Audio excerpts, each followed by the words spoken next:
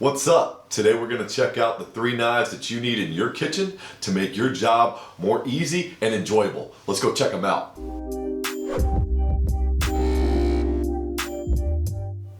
Welcome back to another episode of Bourbon, Barbecue, and Beer. If this is your first time, I'm the host, Brad Moody. I appreciate you guys joining me today. We're going to take a look at the 3 knives that you're going to need in order to really enjoy cooking in your kitchen. Outside of choosing the ingredients for your cook, this is the next piece I think that will influence your cook more than anything else. I know it seems a little odd, like what about the grill and this charcoal and things like that? But when you're talking about getting the right cuts and enjoying the process, knives play a huge role in that. Not having the right knife is like taking a screwdriver when you need a sledgehammer.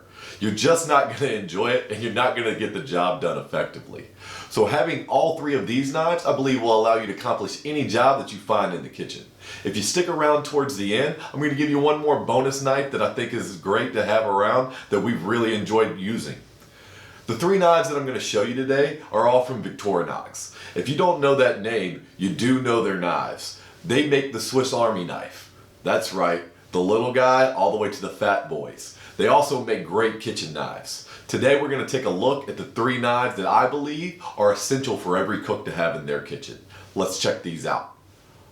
Alright guys, let's check out the most popular knife in the Victorinox lineup, and that is their 8-inch chef's knife. I love this knife. I use it for everything. This is the most universal knife that we're going to look at today, and its job is to really do everything in the lineup. So it's going to chop, dice, slice, mince, all of that. If you're only going to buy one knife out of these 3, this has to be the knife that you get. If you don't have this knife, you can't do the most basic work. It also really allows you to work on your knife skills in a lot of different arenas. This knife allows you to work with fruits, vegetables, meats. It cuts through bone. This thing really gets after it. I've had mine for over a year now, and I've never sharpened the blade. And guys, I've cut through everything with this knife, and it's standing up to the test. So now that we have seen the knife, why don't we go and take a look at exactly how to use this knife well. Alright, so to demonstrate the chef knife, I have an apple here, and with the apple we're going to do a few things. First, I'm going to actually show you the chop. So if you fit it on here nice and even, have it in the apple, right through. Of course, then you can slice it in half there. If I want to quarter it, come along here. Same on this side. Nice and easy. And the great thing is, I know you guys might not be able to tell, but I'm not putting much pressure onto this knife. Really, the blade does all the work for me. I don't have to do a lot as far as just actually applying a little bit of pressure and just letting the knife do all the work. It can do small detailed work, so if I want to take the core out here, I can make a couple of cuts that way, and I can get the core out just like that. And now I've got an apple sliced. I can also then take it, if I wanted to dice it, make it even finer cuts there. Now I've got bite-sized pieces of apple as well. Okay, the things that this knife doesn't do that well though is detailed work. If I actually wanted to like try and take out the core here, you'd see I've actually got to grip the knife probably down here in the blade to actually get this point into the apple itself. But I'll show you another knife here in just a second that'll do that job for us. So let's take a look now at the 3 1/4 inch paring knife from Victorinox. So this is the very detail-oriented knife. So if you wanted to cut the top off of strawberries, if you wanted to trim up any of your meat, right? This is a great blade to do that. I've really enjoyed using it. I think that even though my chef knife could probably handle a lot of the jobs that the paring knife does, it's just so much easier to have a smaller knife to do that detailed work. And I don't feel as nervous with it in my hands as I'm trying to handle those small details. Getting cuts no fun, and this knife is very sharp, but it's not like surgically sharp. So you don't have to worry about, just small nicks like this, right? you're gonna be fine. This is also the knife though that'll allow you to do that small detailed work, right? And not have to worry about that big bulky chef knife weighing you down. Let's go ahead and check out some of the ways that this knife works. All right guys, so this is the paring knife. With the paring knife, we can do that detailed work that chef knife just wasn't able to do. To kind of start off here, I can take the paring knife and I can actually get down in here into the core, and I could actually point and peel that right back out. And if this was a whole apple, it would be a lot easier for it to just pop right out, right, than it does here. But you can see the detailed cut you can make with it. Also, I can peel really easily with this knife as well. It has a perfect blade on it for doing this small, intricate, detailed work. And you can see just how thin of a cut it'll make.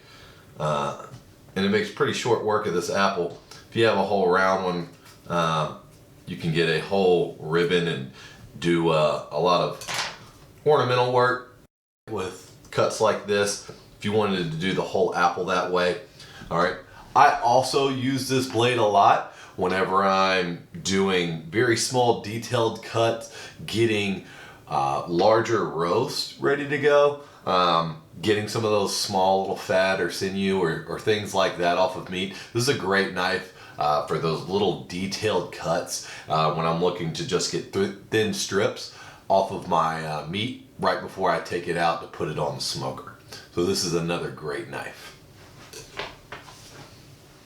So our third knife that we're going to take a look at is certainly not the smallest knife we're going to look at. It's the 12-inch slicing knife from Victorinox. I love this knife. Anytime I get this knife out, it means one thing: primal cuts, big roasts, turkeys, hams, right? So this is the knife that you want to get out anytime that you're actually doing your briskets, right? If you've got a large prime rib, this is what you like to break out in that dining room when everybody gathers around the table and you start slicing them off, man. I just absolutely love using this knife. I don't get to use it as much as I would like to because it really just has one job: slicing.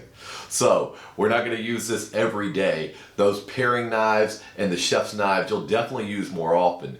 But if you're into barbecue and you're out on the grill and you've got these big primal cuts, this is the knife that you need to have in your drawer to break those out and get those nice smooth slices that present excellent on the table. Let's go check this one out.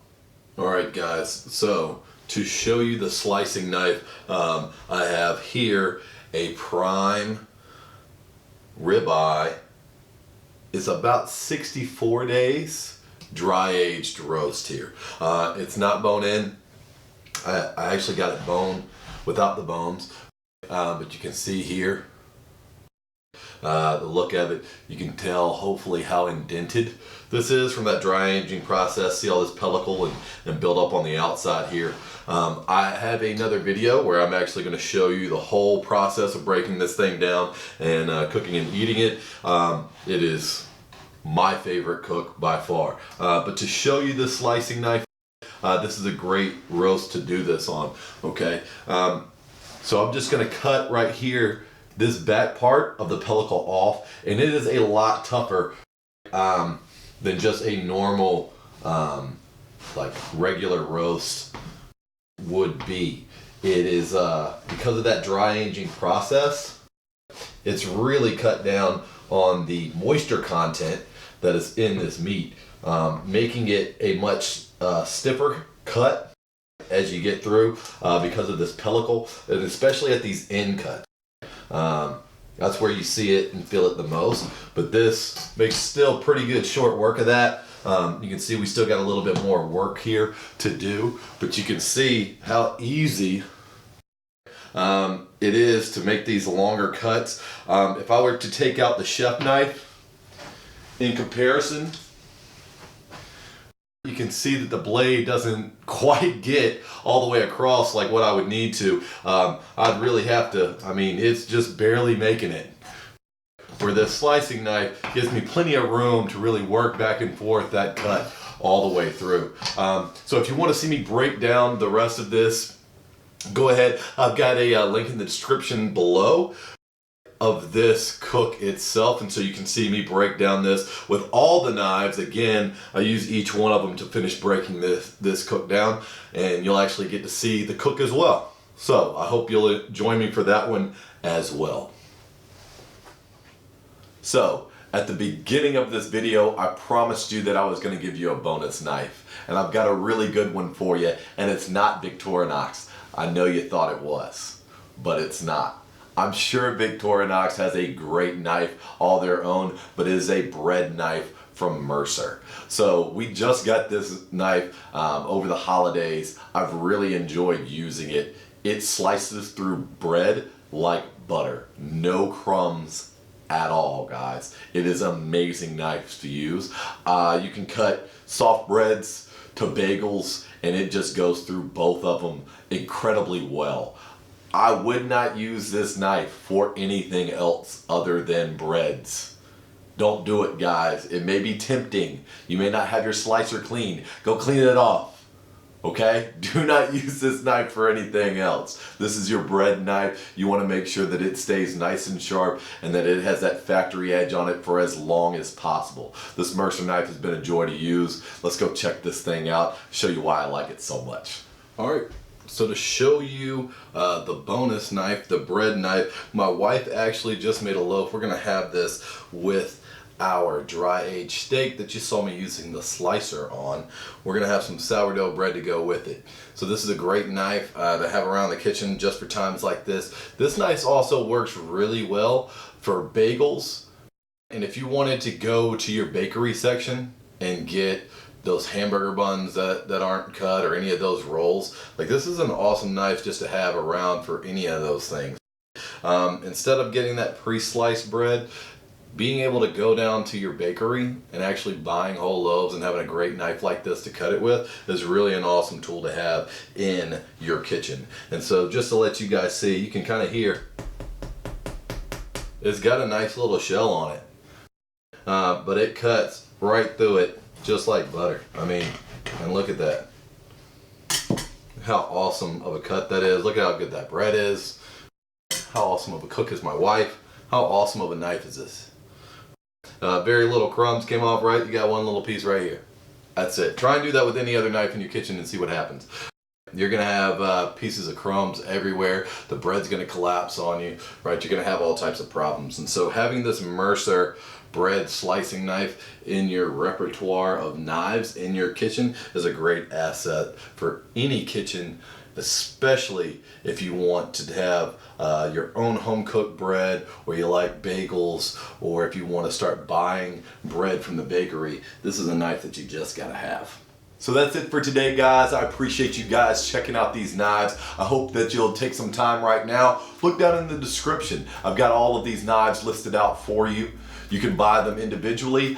There's also some sets that you can find on Amazon as well that may include some boning knives. They've also got some block sets that are great. It just depends on exactly what it is that you're looking for. But if you're just gonna get 3 knives, I believe I've given you the best 3 that you should go out and get to really make cooking more easy and enjoyable for you every single time. So, question of the day, do you agree with the knives that I selected? What knives do you think are missing out of this set that you would have put in yourself? I'd love to hear your comments below. I hope you guys are enjoying these videos, and I can't wait to see you next time.